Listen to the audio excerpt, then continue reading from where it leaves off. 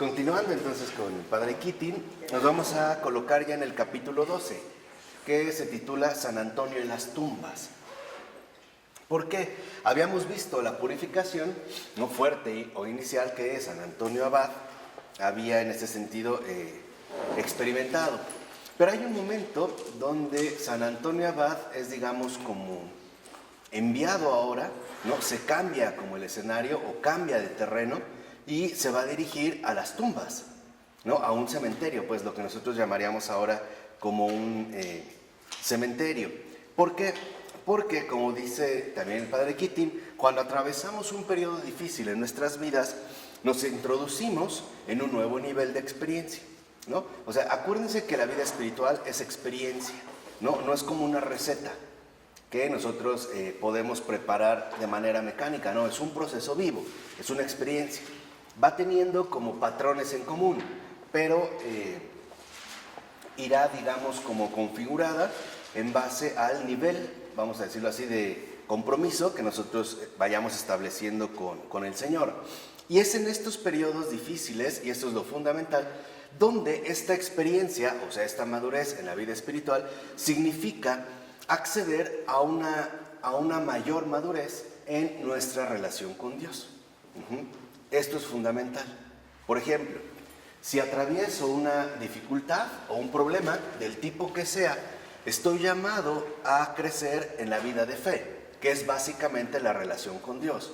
Y la vida de fe depende ante todo de dos cuestiones: paciencia y confianza.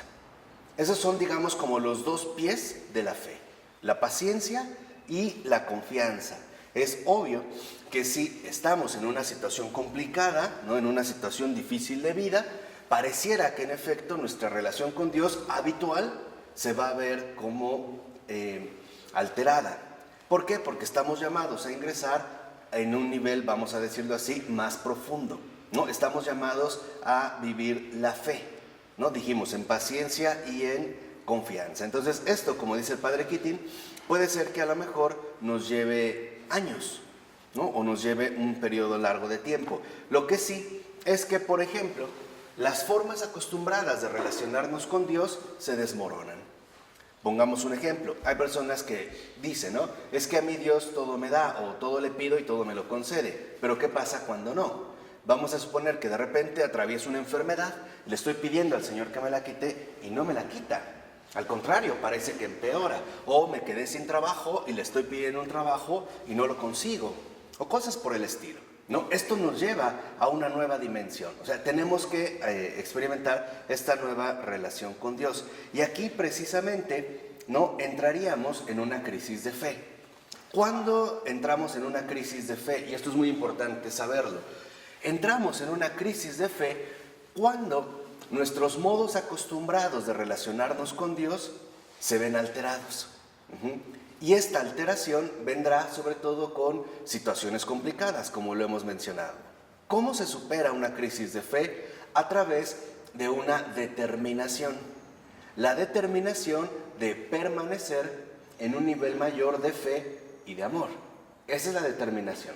O sea, el estar dispuesto ahora a encontrar el modo en el cual Dios se quiere manifestar en mi vida a través de esta circunstancia.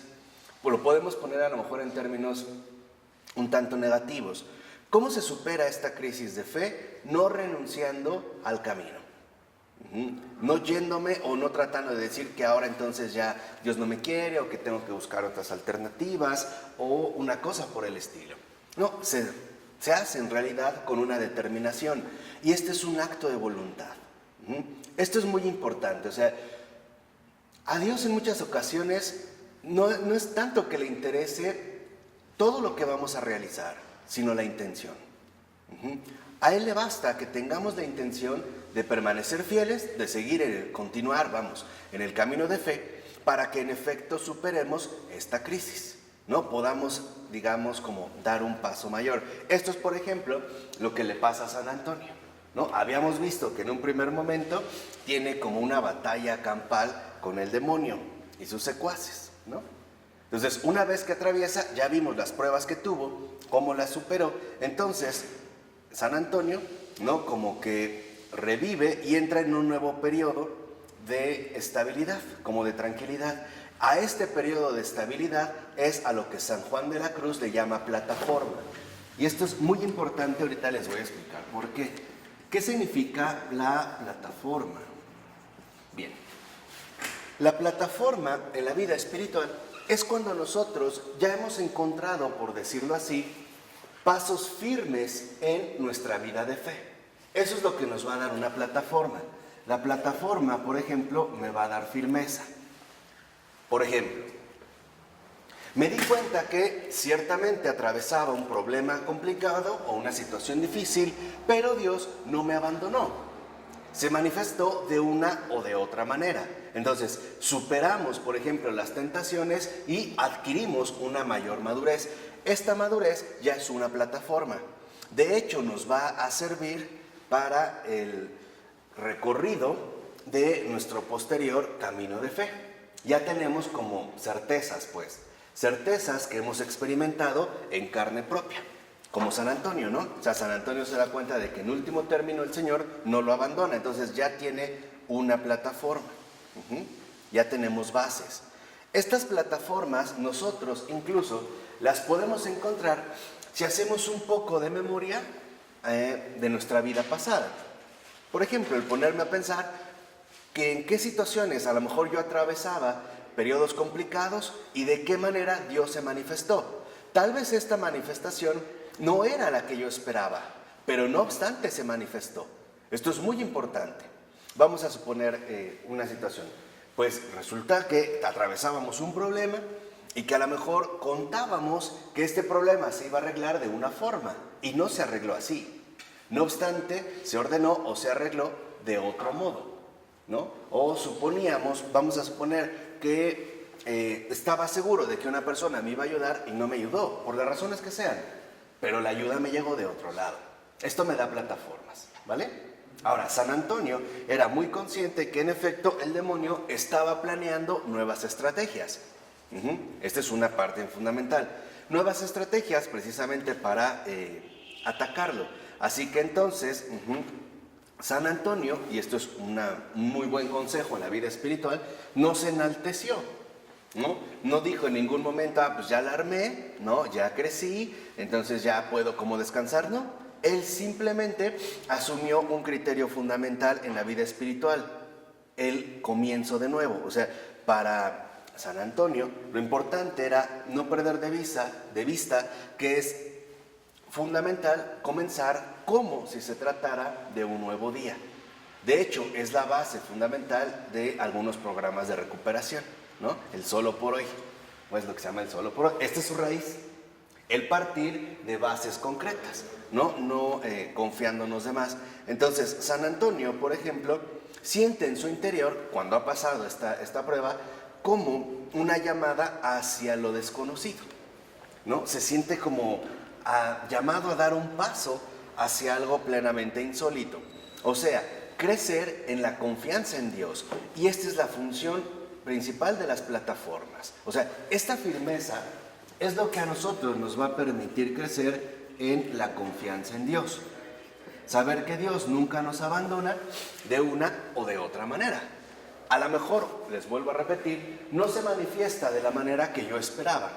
O vamos a ponerlo en términos más concretos. Probablemente Dios no se ha manifestado de la manera en que yo suponía o en la que tenía calculada. No obstante, se manifestó de un modo u otro. Entonces, si nosotros tenemos mayor confianza en Dios, esto significa que iremos abordando cada vez nuevos terrenos de fe. Es como un niño, empieza a andar en bicicleta, al principio a lo mejor requiere que alguien lo sostenga, ¿no es cierto? O sea, necesita la presencia de alguien, el papá o la mamá o el tío. Cuando ya agarra más confianza, ya no necesita la persona, ya se queda con rueditas. Después le quitan una ruedita, después otra, hasta que llega un momento en el que a lo mejor ya hasta se va solo. Pero irá creciendo en estos, digamos, como avances, ¿no? En nuestra vida humana. Ahora, aquí lo curioso es que este cambio o este llamado a crecer en la confianza en Dios va a ser sobre todo en terrenos donde nosotros, tal parece, estamos o estaremos llenos de incertidumbre. Y esto es lo fundamental en la cuestión de la fe. La fe no es un cálculo, no puede ser un programa, vamos a decirlo así, enteramente definido. Si no, no podríamos crecer en esta confianza. ¿Sí queda claro? O sea, en síntesis, cuando nosotros ya adquirimos ciertas plataformas, el Señor nos va a llevar a un nuevo terreno. En este nuevo terreno habrá nuevas incertidumbres. ¿Por qué? Porque es importante que nosotros sigamos creciendo en la confianza en Dios y por lo tanto que vayamos madurando en la fe. ¿Vamos? Este llamado o este nuevo llamado aparece, por ejemplo, en la vida que escribe San Atanasio acerca de San Antonio, donde dice: San Antonio después partió hacia las tumbas que estaban a cierta distancia de la población.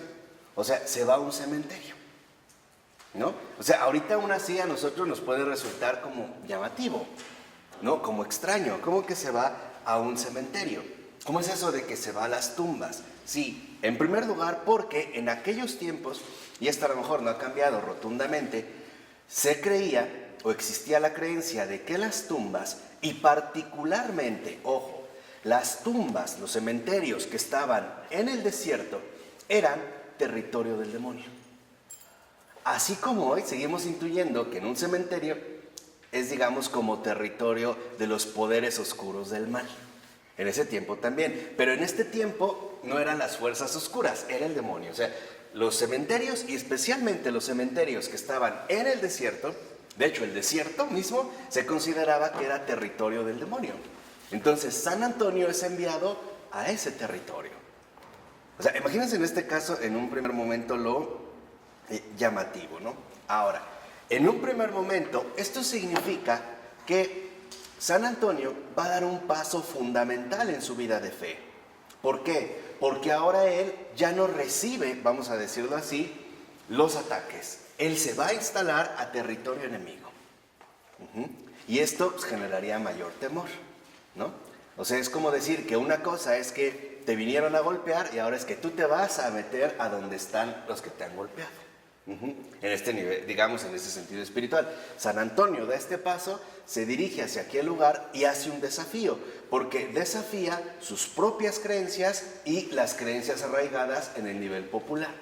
O sea, lo que se suponía es que nadie podía entrar en esos territorios, ¿no? Porque era precisamente un territorio enemigo. Lo importante en el caso de Antonio no es que haya querido hacer por cuenta propia una especie de acto heroico, ¿no? E ir a conquistar estos terrenos. No, lo realiza por inspiración. O sea, él sigue este llamado por gracia divina, ¿no? Lo vimos, o sea, San Antonio se siente inspirado a dar este paso personal, como le pasó a Jesús, por ejemplo, después del bautismo, ¿no? Y dicen, y el Espíritu lo empujó, lo llevó. O sea, le sugirió, lo inspiró que se fuera ¿a dónde? Al desierto. Y en el desierto, ¿qué se encontró? Al demonio. Pero antes del demonio se encontró tentaciones, ¿no? Vamos a decirlo así, privaciones fuertes. Hambre, sed, las cuestiones insólitas, ¿no? Las fieras, el clima, ¿no? Que parece atacarnos. No obstante, se va a dar este paso en la confianza. Entonces, lo primero es que, en efecto, no debemos buscar aquello que esté más allá de nuestras posibilidades, a menos que haya como una invitación clara que venga por gracia o por inspiración. Porque a veces, en efecto, nos podemos sentir como estimulados a realizar obras inmensas, ¿no? Y sentimos como la capacidad de hacerlas y después nos rompemos la boca, porque no estábamos en condiciones de hacerlo. O sea, era más por cuestión de amor propio, ¿no? Hacerlo, ¿no? Literalmente por esta inspiración. Entonces dice, por ejemplo, el padre Keating, que no podemos pretender que Dios nos ayude si nos creemos omnipotentes. O sea, no puedo suponer que Dios me va a ayudar si estoy convencido de que yo lo puedo hacer absolutamente todo, o que lo podría, digamos, realizar por cuenta propia. Entonces, lo fundamental es, como dice el padre Keating, que el camino espiritual consiste principalmente en hacer la voluntad de Dios, no lo que yo supongo o no lo que yo quiero, por muy heroico o muy llamativo o muy benéfico que nos pueda llegar a parecer. Lo importante es cumplir con la voluntad de Dios. Por lo regular, puedo darme cuenta que la voluntad de Dios inquieta. Y esto es como un criterio bien importante, ¿eh? En la vida espiritual esto es muy importante. La voluntad de Dios inquieta al principio. Incluso puede llegar a atemorizarnos. ¿Por qué? Porque representa un desafío a nuestras estructuras establecidas. Como en el caso de Antonio, el irse a las tumbas como que desafía sus propias estructuras, tanto culturales, por ejemplo, en esta creencia popular de que era un territorio del enemigo, ¿no? En este caso del diablo, como en sus propias convicciones. El suponer que a lo mejor ahí iba a estar desprotegido o que, de cierta manera, era como ir a morir, ¿no? Ir o darse por muerto. Entonces, la voluntad de Dios, por lo regular, se manifiesta en principio como un desafío, y sí nos hace tambalear. ¿Por qué? Porque lo que se nos está pidiendo es ingresar a un nuevo territorio donde iremos creciendo en confianza y por lo tanto también en verdadera fe. O vamos a ponerlo de manera quizá más sencilla. Por lo regular, la voluntad de Dios se manifiesta como lo que yo no quisiera hacer. No es lo que yo quisiera. No es lo que quizá a mí me agradaría. O no es, digamos, algo en donde yo me siento plenamente confiado. Sino al contrario, me siento más bien como desafiado. Como si me invitara, lo que dijimos, a ir creciendo en ese sentido poco a poco.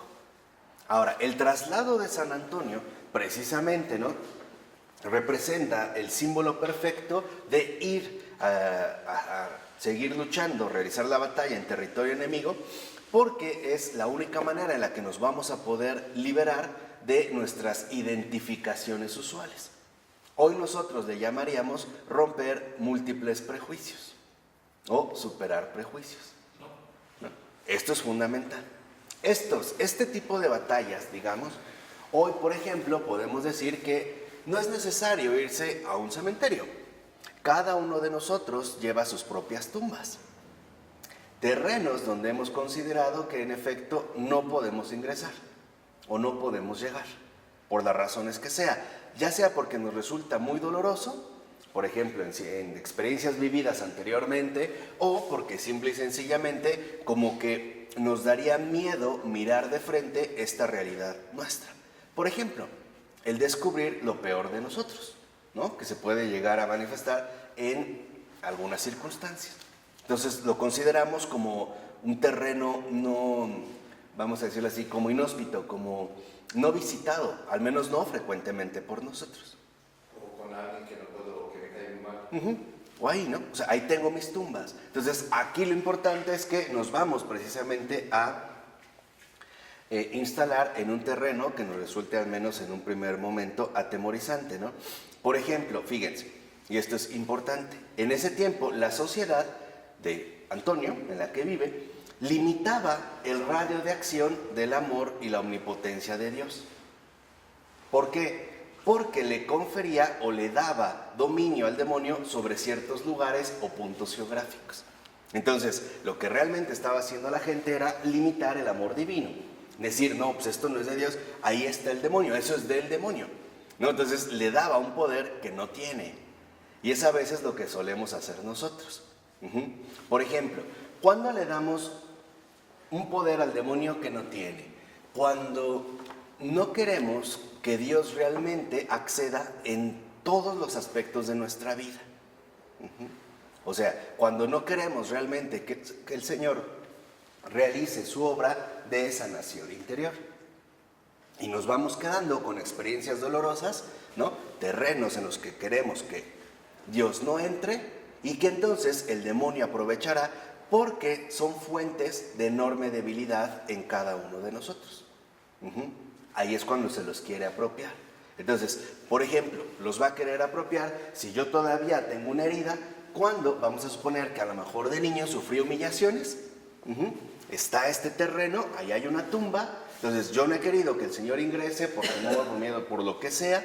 Entonces, en circunstancias posteriores ya de adulto, a lo mejor atravieso una situación similar y de inmediato lo conecto con esta situación. Y en pocas palabras, me pone muy mal o me afecta demasiado, ¿vale? Entonces, aquí es cuando vemos cómo es importante que nosotros no tengamos miedo. No tengamos miedo. Sí, o sea, ahí es a donde va a descender. No, o sea, el Señor viene, digamos, a restaurarnos completamente, tanto para mejorar lo bueno que tengamos, como para incluso vencer aquel perfil infernal que podamos tener. E incluso, vamos a decirlo así, esta especie como de tendencia diabólica. Esta tendencia diabólica es la maldad, con la cual a veces sí pactamos, o sí podemos llegar como a coquetear, al menos de pensamiento, o en emoción, o en afecto, o incluso en voluntad, ¿vale? Entonces, el Señor ahí no le teme. Nosotros tampoco debemos por qué temer, ¿no? Hacer, digamos, este paso fundamental. De tal forma que entonces lo que vemos es que es importante dejar atrás muchos prejuicios. Es importante dejar atrás muchos prejuicios, sobre todo porque están basados en conceptos, modelos o valoraciones totalmente equivocadas.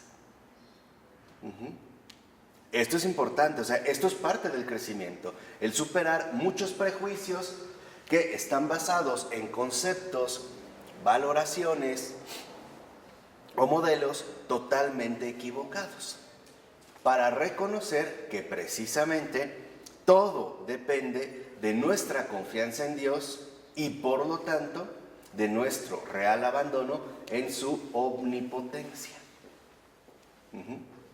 Si no, estaremos atados, por ejemplo, a múltiples como ganchos que nos atemorizan y que sobre todo nos esclavizan.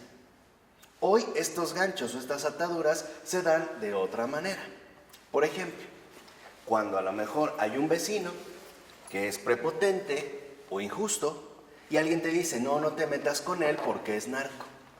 Ahí limitamos el poder de Dios. No lo toques, o sea, él tiene un poder, ¿no? Entonces no te metas con él. O no te metas con él porque es gobernador de no sé qué, o procurador, o senador, o su papá es no sé qué. O sea, empezamos a limitar el radio de acción del amor. Y empezamos finalmente a vivir con miedo. Como ocurría, por ejemplo, en este contexto, ¿no? No vayas a un cementerio porque ese es territorio del demonio. ¿Sí me explico? Claro, o sea, de antemano es inspirar el miedo. ¿Por qué? Porque el miedo, como lo vimos anteriormente, nos debilita. En cambio, San Antonio da este paso. Se va literalmente al desierto, ¿no? Se va e incluso le pide a un amigo que lo encierre desde afuera, ¿no? O sea, que entra y le pide al amigo que lo encierre desde fuera. ¿Por qué? Porque aquí San Antonio está siendo sincero. Si llega a plantearse la posibilidad de que de alguna manera a lo mejor va a flaquear o va a querer salir ¿qué? Corriendo. Bueno, esto es normal. Por eso pide ayuda, ¿no? Y lo veremos después también cuando se meta a una fortaleza. Bueno, aquí está una fortaleza, o sea, que lo encierre, ¿no? Entonces, lo primero, fíjense, que ocurre en este sentido es que esta demostración de valor fue como una gran sorpresa para el propio demonio, ¿no? O sea, esta simple determinación como que le sorprende. ¿Por qué? Porque todos ya están dominados o arraigados bajo este falso dominio. Vamos a decirlo así.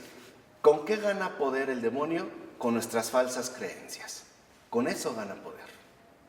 Así es como se le va a ir otorgando un poder que en realidad no tiene, pero que se lo iremos dando a partir, volvemos a decir, de estas falsas creencias. Entonces, lo primero que se pregunta el demonio es, ¿qué hace este hombre aquí? Y lo segundo es, ¿cómo se atreve a poner el pie en mi territorio? Vean, él ya mismo se ha ¿qué? Adueñado, ¿no? Se ha apoderado. Se lo hemos cedido, pues, ¿no? Ha ganado terreno porque se lo hemos dado. Entonces, ¿cómo se atreve a poner el pie en mi territorio? Nos vamos a deshacer de él enseguida.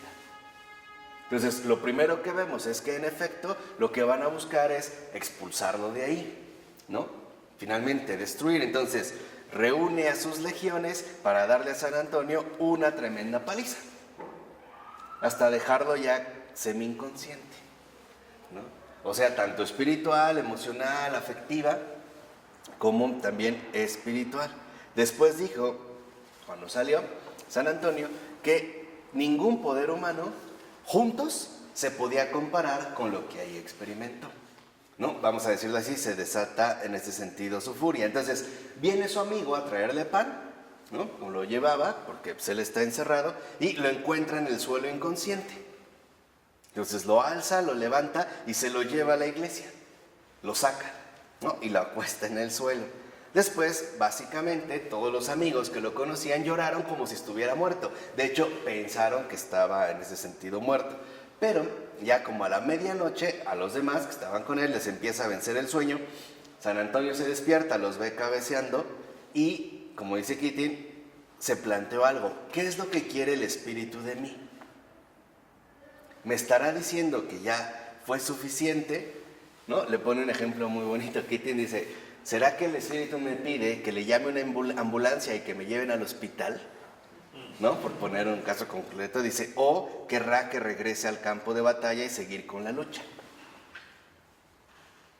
Porque Él está conmigo para ayudarme. O sea, fíjense, ojo, ¿qué es lo que está aprendiendo Antonio? ¿A vencer al demonio? No, está aprendiendo a confiar en Dios. Por eso yo les he dicho y les vuelvo a repetir, esto es fundamental, que la lucha con el maligno nunca es cuerpo a cuerpo. ¿Qué significa esto? Significa que la lucha con el maligno nunca es frontal. Nunca se trata, jamás, pero jamás, de vencer al diablo.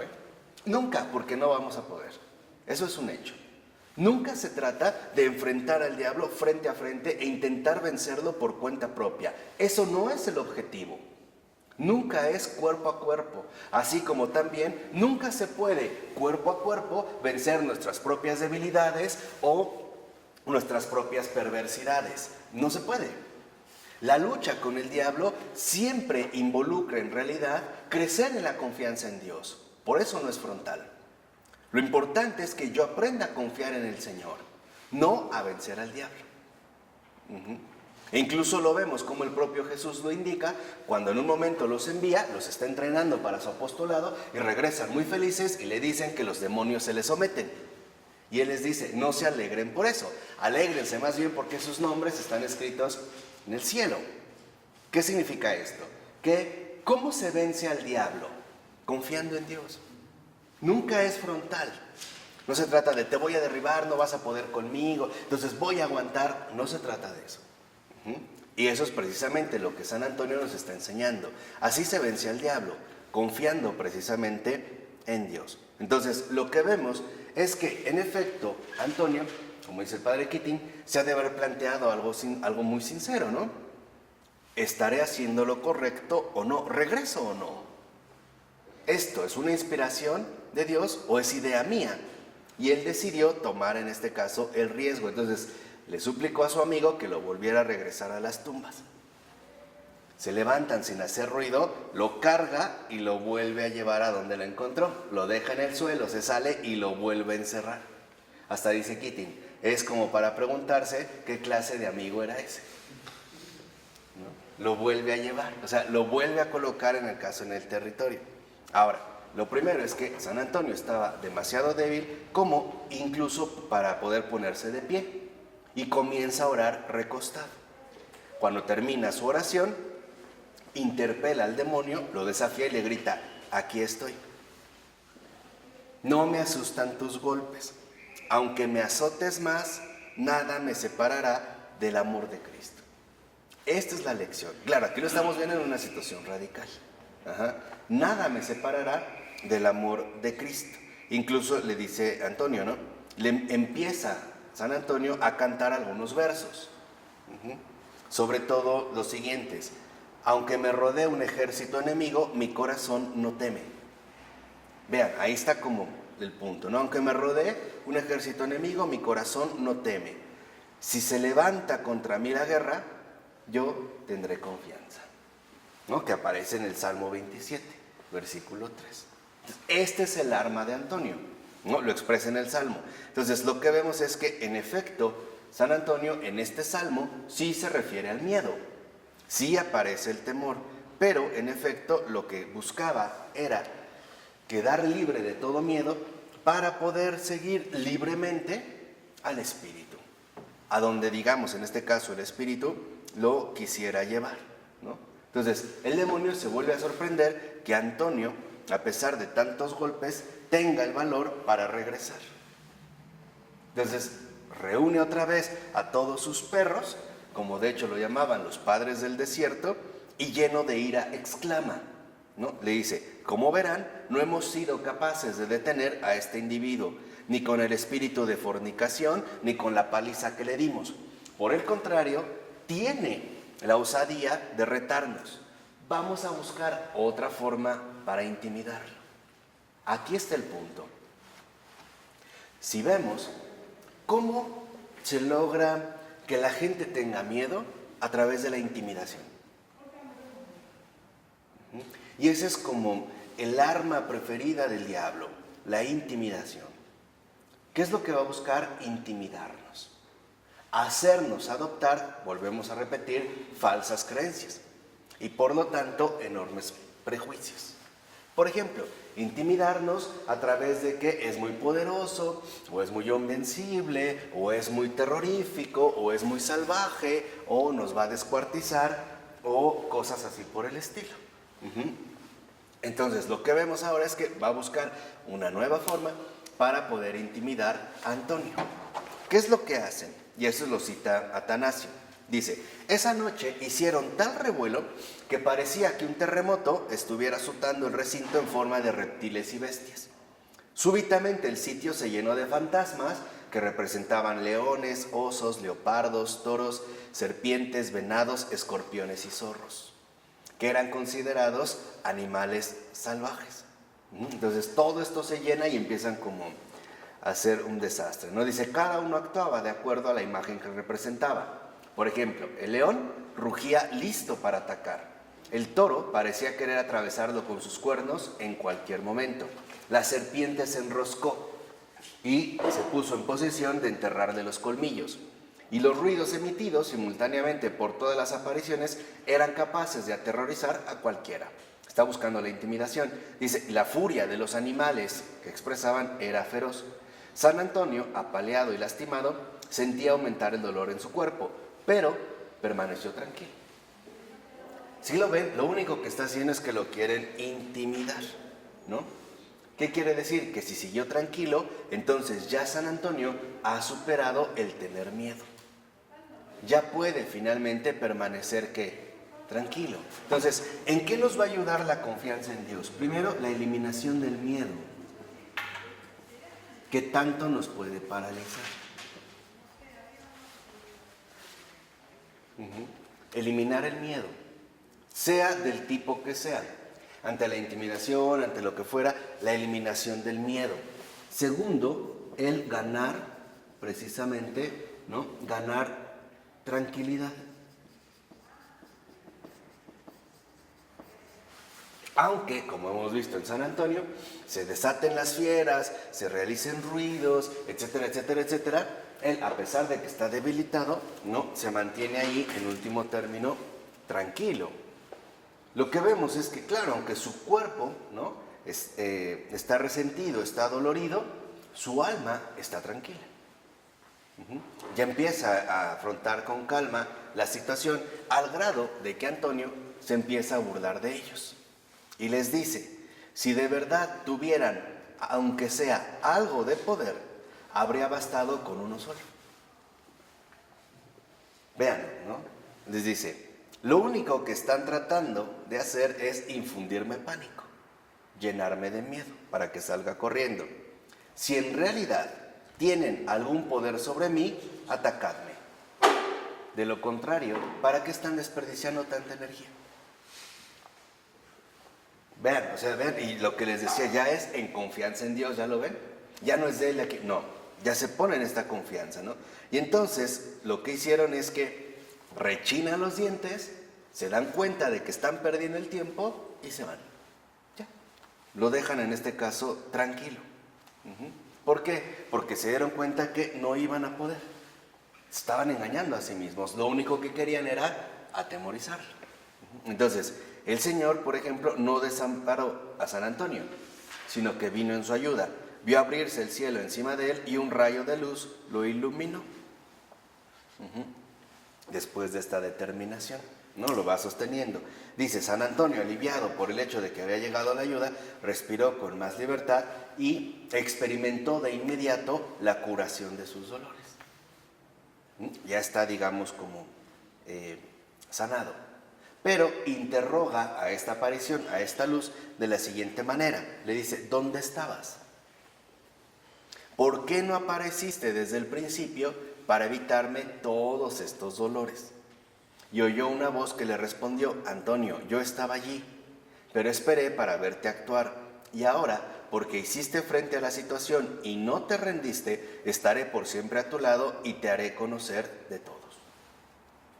No sé, es esto, no te dejaste que vencer, ¿no? O sea, es lo mismo que decir, pusiste toda tu confianza en mí, ¿no? Has confiado en mí. Cuando escucha esta frase, digamos, Antonio eleva una oración, siente que su cuerpo tiene una energía que no había sentido hasta entonces y para esto ya Antonio tenía 35 años de edad. Bien, ya había madurado, ¿no? Ya había en este sentido crecido. Ahora, se pregunta el padre Keating, ¿por qué Dios no podía venir un poco antes? ¿Por qué permitió, digamos, como que ocurriera todo esto?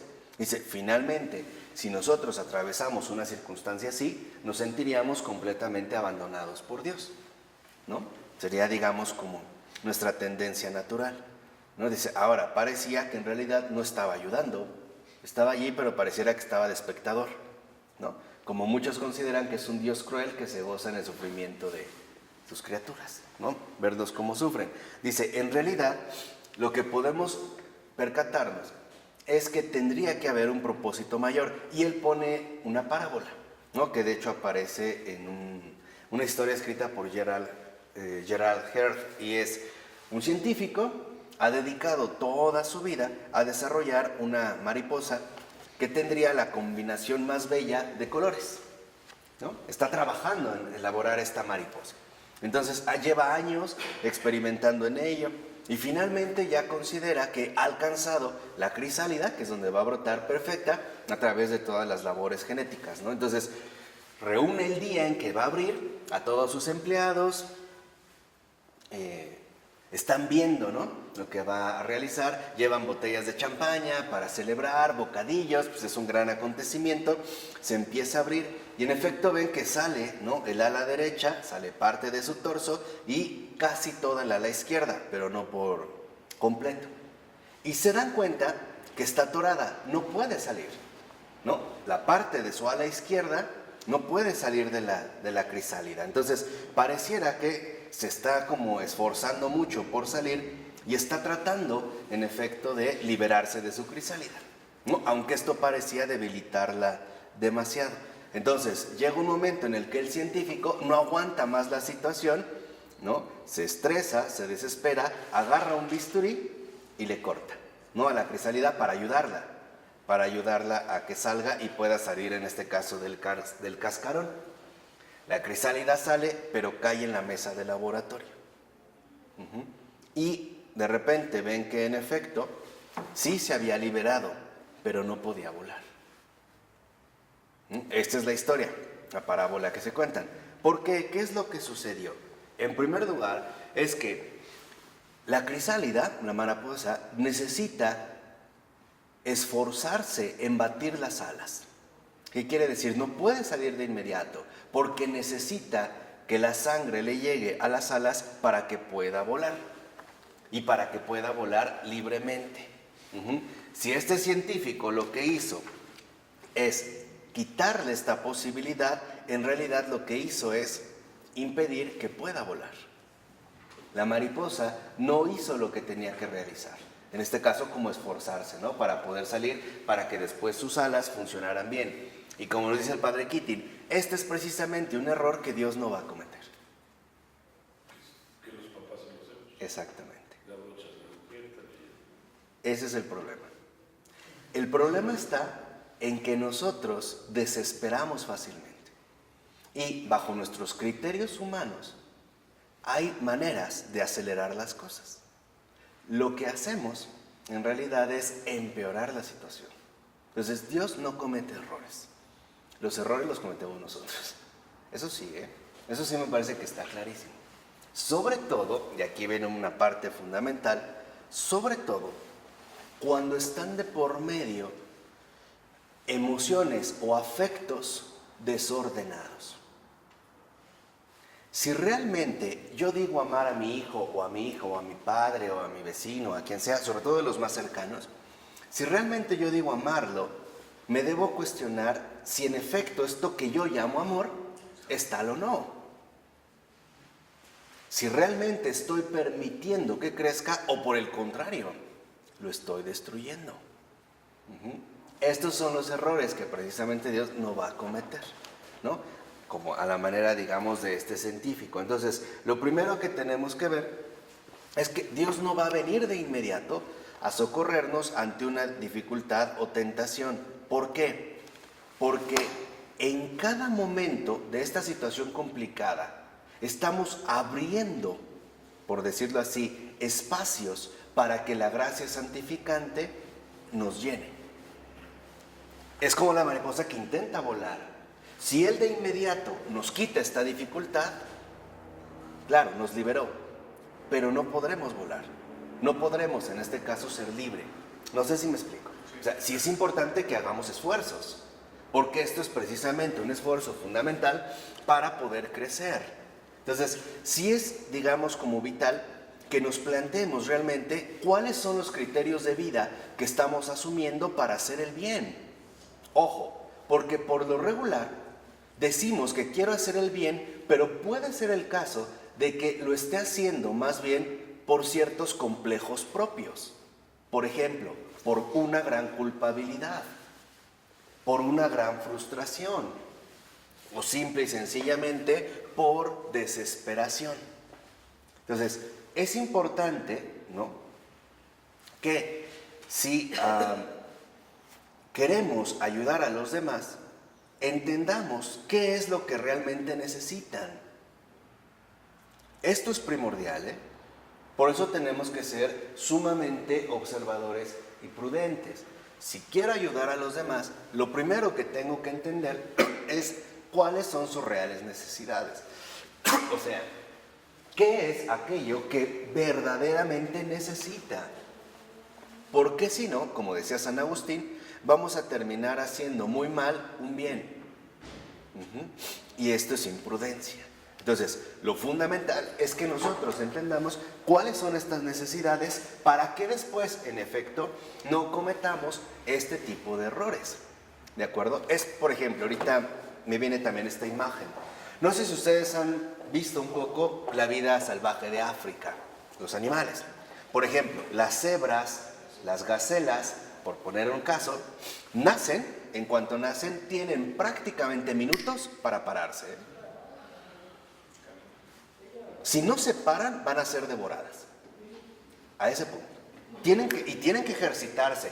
La madre no les ayuda, Está cerca, pero no las ayuda. Las puede animar, ¿no? Está cerca. ¿Cómo las anima? Con su presencia, pero a una presencia prudente, a una distancia, ¿no? La madre la voltea y como que la anima, o sea, la invita a que la siga, pero no la toca, se tiene que parar. Si la madre, por ejemplo, en ese momento, pongamos un caso hipotético, la tomara del hocico y se la lleva y después la deja, lo único que va a procurar es que no desarrolle sus patas, que le van a ser tan importantes para correr. La deja. No es crueldad. Sinceramente no es que sea cruel. Es que le es necesario, precisamente, ¿no?, para su bien. Sobre todo, en este caso, para la conservación de su vida. ¿Cuánto más para nosotros? Por eso, si lo ven una cebra, una gacela, cae y tiene minutos, Lo primero que busca es pararse. Pararse. Una vez que se para, medio se tambalea, empieza a dar brincos y esto, y órale. Una vez que ya se paró, ahora sí, se reincorpora a la manada. Y ya es, digamos, ya está en condiciones de realizarlo. Por eso, yo sí los invito que con toda sinceridad busquemos no interferir en la obra de Dios. No interferir con criterios torcidos o con precipitaciones imprudentes. No interferir. Hay momentos en los que debemos tomar distancia, no entrar, porque si no nos va a pasar como aquí. Estamos viendo que una persona está creciendo, está luchando, y de repente, ¡pum!, le cortamos la crisálida y en lugar de ayudarlo, lo empeoramos. En lugar de hacerle un bien, terminamos haciéndole un gran mal. Por eso, vemos que en efecto, como en Antonio, cuando ya ha experimentado este crecimiento, ahora tiene todavía más ganas de servir a Dios. Y esto es lo fundamental. Eliminamos el miedo, ganamos tranquilidad y ahora sí, estamos ya más listos para el servicio. Así se va a traducir la fe. La fe se traduce en un servicio concreto. Sabemos que este servicio se da en un primer momento a Dios, pero también se verá, digamos, complementado en un servicio al prójimo. ¿Vale? Entonces, sí es importante que asumamos los criterios adecuados en nuestra vida, sobre todo cuando se trata de ayudar a los demás. Ojo, no siempre les podemos ahorrar las dificultades a la gente que queremos, especialmente a los hijos, si no, no crecen. Están llamados a volar y los dejamos como gusanos que se arrastran en la tierra. Necesitan crecer. Y para esto, como vimos el caso de la mariposa, pues ejercitarse, ¿no? Batir las alas. A lo mejor cometerán errores, pero es normal.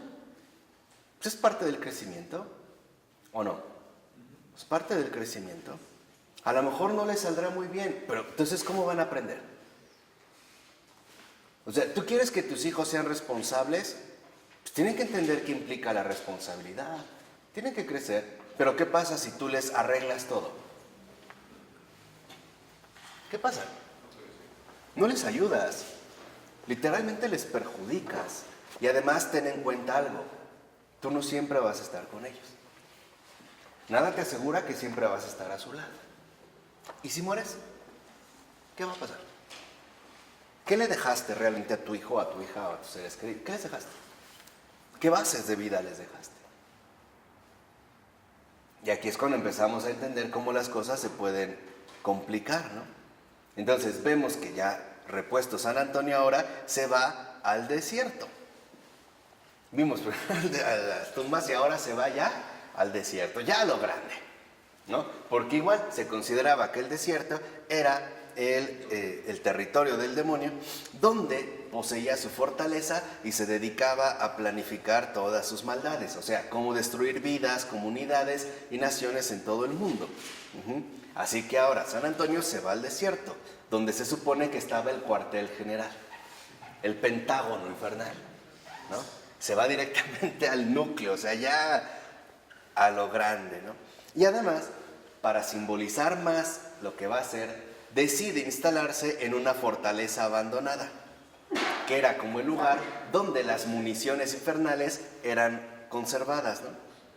Cuando entra Antonio, todos los reptiles, bichos que había, se van, ¿no? Y nuevamente San Antonio pide que lo encierren ahí, en esta fortaleza, en el pleno desierto, y que nadie lo vaya a ver, ¿no? Que no lo visiten, salvo en ocasiones esporádicas para llevarle pan. Nada más, ¿no? Y otra vez que lo encierre, imagínense, con cadenas, y va a iniciar una nueva batalla. ¿Cuánto estuvo ahí encerrado Antonio? 20 años.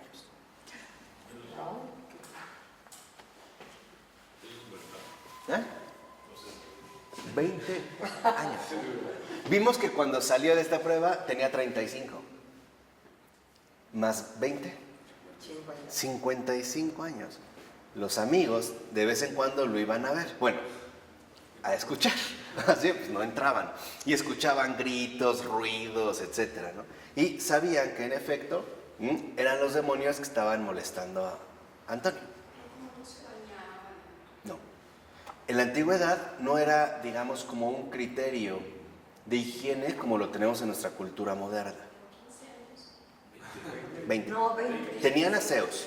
Sí había posibilidad de aseo, pero no era como el baño que hoy solemos utilizar. Por ejemplo, había algunas imágenes de santos que incluso podían tener, por ejemplo, piojos.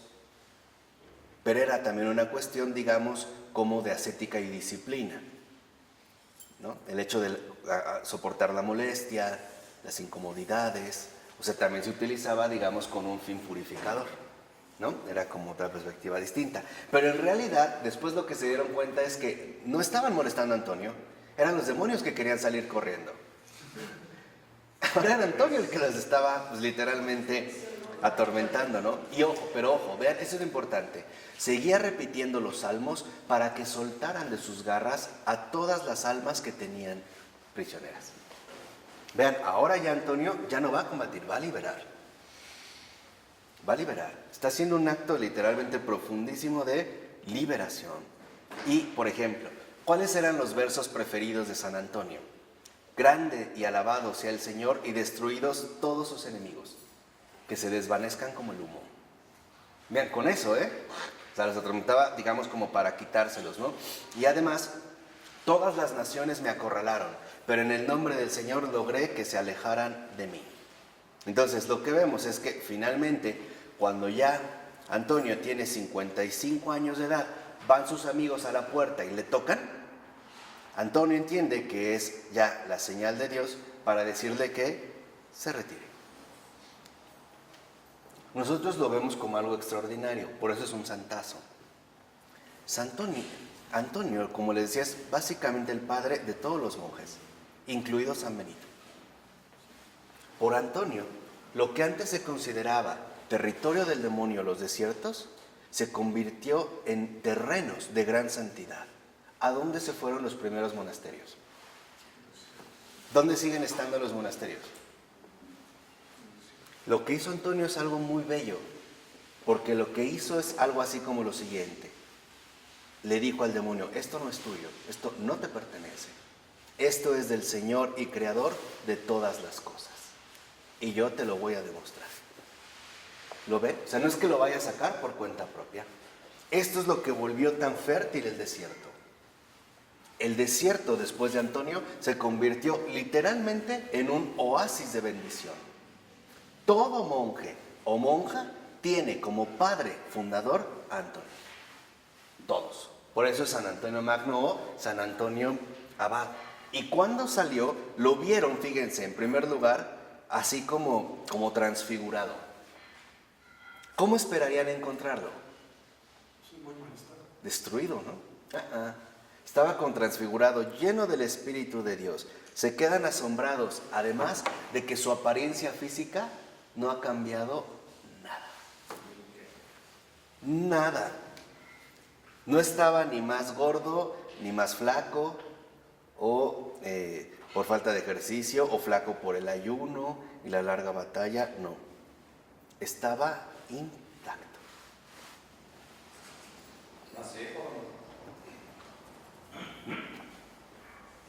¿Por qué? Porque la recepción de la gracia santificante conserva finalmente incluso a la persona como en una especie de incorrupción viva. Exactamente. Lo que mata es el pecado, lo que degrada es el pecado. Por eso ahora entendemos el porqué de muchos santos incorruptos. Ahí hay una prueba, porque el Señor es vida, muerte. Recuerdo una anécdota que contó la beata Ana Catalina Emmerich en esta vida sobre los santos de San Juan Evangelista. Sabemos que ya prácticamente, ¿no?, llegó anciano. Pues una vez ya anciano, va a una comunidad a evangelizar, y el chiste es que lo agarran, lo golpean, lo encadenan y lo arrojan a una olla enorme de aceite hirviendo. Pues imagínense, allá un anciano a San Juan. Entonces lo echan y de repente ven que él sale muy tranquilo, ¿no? Y hasta dándoles las gracias porque como que se rejuveneció. Y convirtió a toda esa comunidad y de ahí empezaron a utilizar el aceite de San Juan. Esto es importante porque si lo ven, dijimos que se nos invita a desafiar nuestras propias estructuras y nuestros propios prejuicios, ¿cierto o no? Ojo, ¿qué es realmente lo que nos destruye? Por eso el Señor nos dijo tantas veces, no tengan miedo. Porque el miedo no solo paraliza, destruye. Si lo ves, muchos padres, esposos, abuelos, tíos, sobrinos dicen, es que tengo miedo de que a mi hijo le pase esto. O es que tengo miedo, entonces está obrando por miedo y ese no es el criterio. Por eso nos equivocamos. Porque en realidad lo que nos está moviendo, ¿qué es? El miedo. Y ese no puede ser un criterio. Tenemos que soltar. Cuando decimos es que tengo miedo, en realidad mi motor es el miedo. Y ya se los he dicho, el miedo no viene de Dios. De Dios, jamás. Porque la relación con Dios no es de miedo. Estamos precisamente llamados a pasar del miedo a la cercanía. Vamos, pasar del error a la verdad. La relación con Dios no es en base al miedo. Yo les dije, cuando se habla del temor de Dios es la correcta relación con Él. Y la correcta relación con Él no es de temor.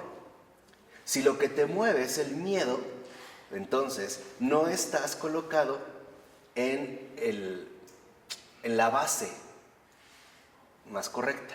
O sea, no estás ubicado en la adecuada ¿qué? Por eso titubeas. Por eso no tienes ¿qué?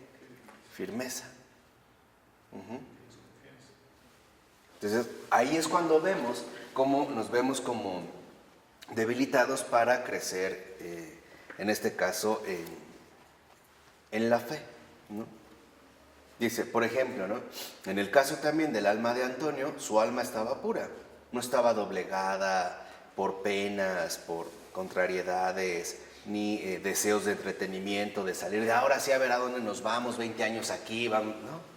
O sea, estaba tranquilo, no estaba en paz. Tampoco no se cohibió cuando había la multitud, ni orgulloso de ver a tanta gente recibiéndolo. O sea, estaba totalmente controlado. ¿Se dedicaba a la meditación todo el tiempo? ¿Qué hacía? ¿Oración? ¿La oración? Aquí vemos algo. ¿Qué alcanzó? La libertad. Eso es lo que el Señor quiere de cada uno de nosotros. Libertad. Que seamos verdaderamente libres y estables, ¿no? Lo único que hizo, fíjense, 20 años todo lo que vivió, no lo ve ni él, ni se enorgullece, no. Lo único que les dijo es algo muy bonito y nos lo recomienda a todos nosotros. Los vio, les sonrió y les dijo, pongan el amor de Cristo por encima de todo. Y se fue. Ya, esa es su lección. Pongan el amor de Cristo por encima de ¿qué? De todo. Ojo. Pongan el amor de Cristo por encima de todo es, no actúes por miedo, no actúes por temor, no actúes por duda, no actúes por culpa, actúa por el amor de Cristo. Pon el amor de Cristo por encima de todo. Fue la recomendación que literalmente les dio. Entonces, lo que vemos es que en efecto, lo que en un momento supuestamente era territorio del maligno, se convirtió en los siguientes 10 años en un lugar lleno de miles de monjes. Es lo que les decía. Ahí donde se supone que era territorio inhóspito enemigo, se convierte realmente en un oasis de bendición. Es lo mismo que pasa en nuestras propias almas. San Antonio, por eso lo retoma el padre Keating, como dice, es el ejemplo clásico de cómo se desarrolla la acción divina en nuestras vidas. Primero, cuando él reacciona violentamente contra la primera tentación del diablo, de que abandone el camino espiritual, de que deje su misión y retorne a la vida mundana, se introduce en la noche de los sentidos, ¿no? Y es en este lapso en el que la acción divina destruye sus motivaciones egoístas, ¿no? Sus programaciones dadas a partir del falso yo. Cuando llega a esta nueva plataforma y ya empieza como a transmitir su adquirida libertad, entonces ahora puede encaminarse a un nuevo punto de confrontación con el diablo, que al mismo tiempo fue desprenderse por completo de sus prejuicios adquiridos, ¿no? Es lo que les digo, el combate con el diablo nunca es cuerpo a cuerpo, es ganar en la confianza en Dios. No es cuerpo a cuerpo, es siempre a través de la confianza en Dios. Después lo que vemos es que ahora sí, San Antonio, ya después de esta prueba decisiva, puede entrar en la unión divina transformadora. Entonces, podemos decir en síntesis que esta unión divina transformadora es lo que estamos llamados a experimentar todos y cada uno de nosotros. Pero para ello necesitamos, en efecto, también, en primer lugar, ser fieles al Señor y continuar, ¿no? En el camino que me puso. 2, ir a todos y cada uno de los cementerios que interiormente tenga yo. Y 3, no dejar que el desierto en mi interior siga siendo, digamos, propiedad de un usurpador. El ladrón que toma literalmente lo que no le corresponde, porque no es de él. Y la manera, dijimos, en la que el demonio gana terreno sobre nosotros es a través del miedo. Y en este caso a través de la intimidación. Así que cuando San Antonio nos instruye y nos dice, pongan el amor de Cristo por encima de todo, lo que nos está diciendo es, no te dejes atrapar por el miedo, porque el Señor es bueno y omnipotente, y nunca abandona a aquellos que en Él se confían. Esto es importante, o sea, ¿en dónde es que nosotros estamos colocando nuestra confianza? O vamos a decirlo así, ¿dónde es que nosotros estamos poniendo el corazón? Entonces tenemos ya como bases concretas para poder ir avanzando dentro de este recorrido. Pero lo fundamental es entender que el miedo no viene del Señor, es justamente de lo que nos quiere liberar, de este miedo. ¿Para qué? Para que podamos experimentar plenamente los efectos de su amor. Vamos, la presencia de su gracia en nuestra vida, que es lo que nos irá transformando de manera gradual. ¿Ok? Así que no le tengamos miedo a recuerdos dolorosos, a errores cometidos, a nuestra bajeza, vileza, perversidad. Nada de eso. Sacar de la luz, porque es la luz lo que lo transforma. De hecho, esa es como la gran obra de la misericordia, ¿no? Lo que podríamos pensar detestable termina transformándose en algo extraordinario, ¿no? Tan sencillo como que de un pecador se obtenga un santo. El miedo es inaceptable como tal. ¿Por qué? Porque perturba el alma, la doblega. Y de lo que hablas es más bien como una especie de instinto de conservación, ¿no? Como que te alerta sobre ciertos peligros para que trates de resguardar tu propia seguridad, ¿no? Como este instinto, digamos, de preservación. Pero aún este instinto, digamos, es importante, por ejemplo, el hecho de que seas precavido, ¿no? En algunas cosas. Por ejemplo, que si escuchas un choque, pues de inmediato reaccionas, a lo mejor cubriéndote la cabeza o tratando de agacharte o lo que puedas. Pero esto no es miedo. O sea, el miedo como tal es aquello que nos somete y nos esclaviza y nos impide ser libres. Podemos tener un instinto de precaución, pues sí, ¿no? De prevención incluso, pues sí, pero nunca dejarse apoderar por el miedo. Por eso lo que nos está diciendo San Antonio es, cuando nos menciona, ¿no? Pongan el amor de Cristo por encima de todo, es vivan como lo que son, como hijos de Dios, no como esclavos o no como sirvientes. Por eso incluso lo vemos como Agustín también lo va a repetir tiempos después, 2 siglos, siglo y medio después, cuando diga, ama y haz lo que quieras. Aquí vemos, o sea, sin miedos o sin estas como limitaciones o perturbaciones que podemos llegar a adquirir. ¿De acuerdo? Bueno, vamos a dejarle. En nombre del Padre, del Hijo y del Espíritu Santo. Amén.